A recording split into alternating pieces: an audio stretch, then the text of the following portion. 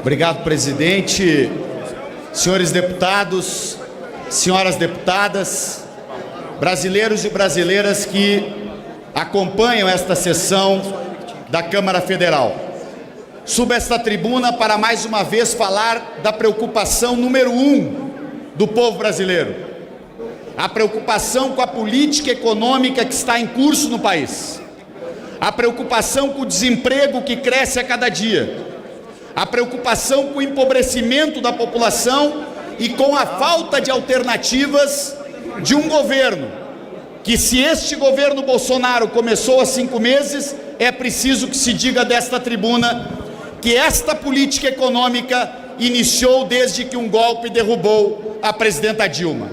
A política econômica de Meirelles e de Paulo Guedes é a mesma política econômica. A política econômica de Temer e de Bolsonaro é a mesma política econômica. E esta política econômica é baseada naquela visão do fundamentalismo liberal.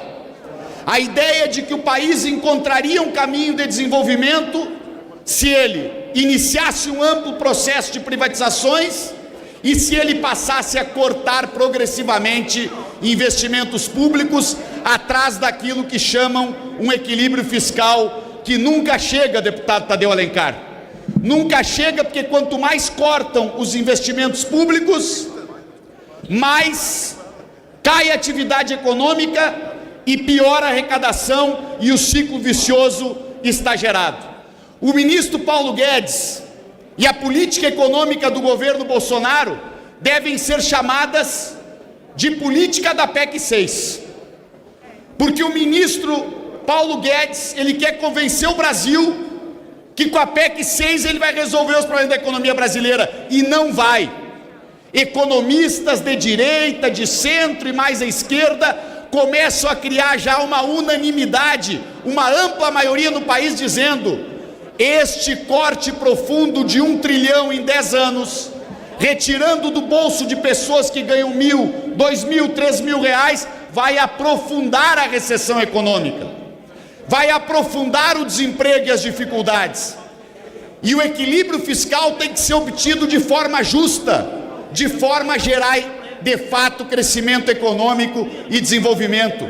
A primeira reforma que deve ser atacada é a reforma tributária, é a criação de fato de impostos justos, como o imposto sobre lucros e dividendos, porque neste Brasil de hoje, o diretor acionista de um grande banco ganha, deputado Tato, 500 milhões num ano e não paga nada de imposto sobre os 500 milhões que ganhou. É ali que nós temos que buscar o equilíbrio das contas públicas.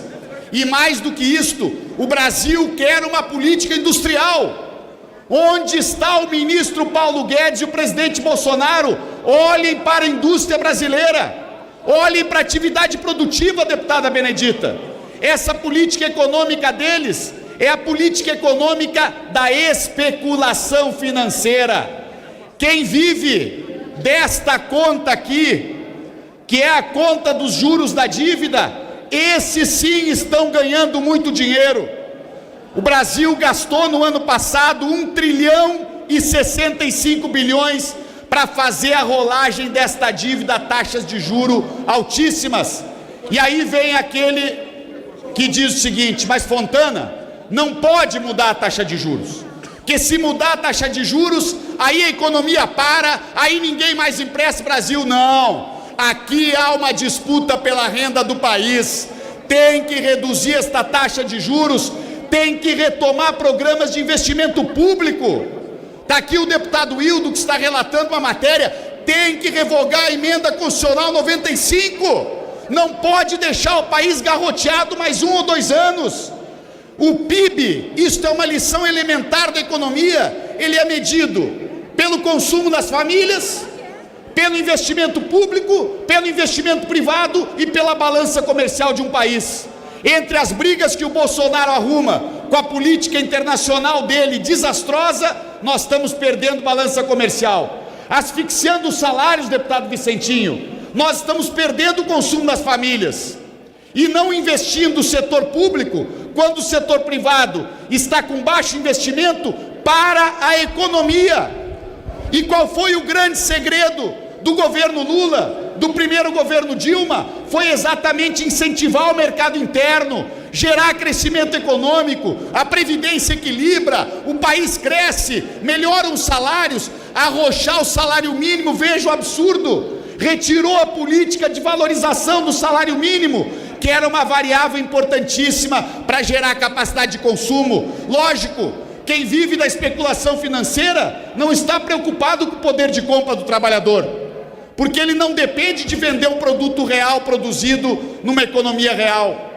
Outra coisa, gente, nós não podemos continuar apostando nesta política irresponsável de abrir mão da proteção do mercado brasileiro para a indústria nacional.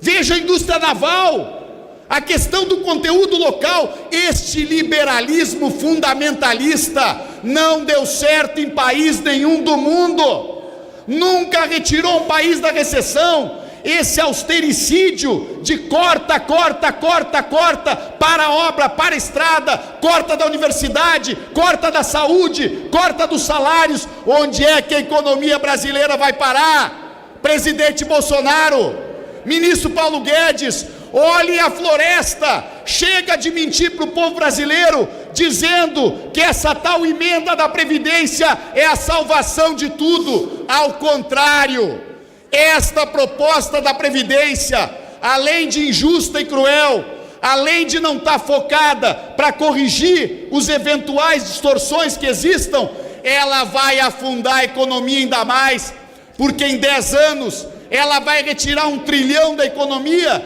e quase 90% desse trilhão ela quer retirar de trabalhadores que ganham R$1.000, R$2.000, R$3.000.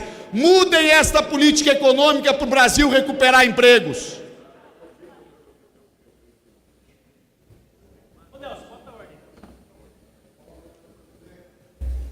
Com a palavra o deputado Carlos Veras. Obrigado, senhor presidente. Subo mais uma vez a essa tribuna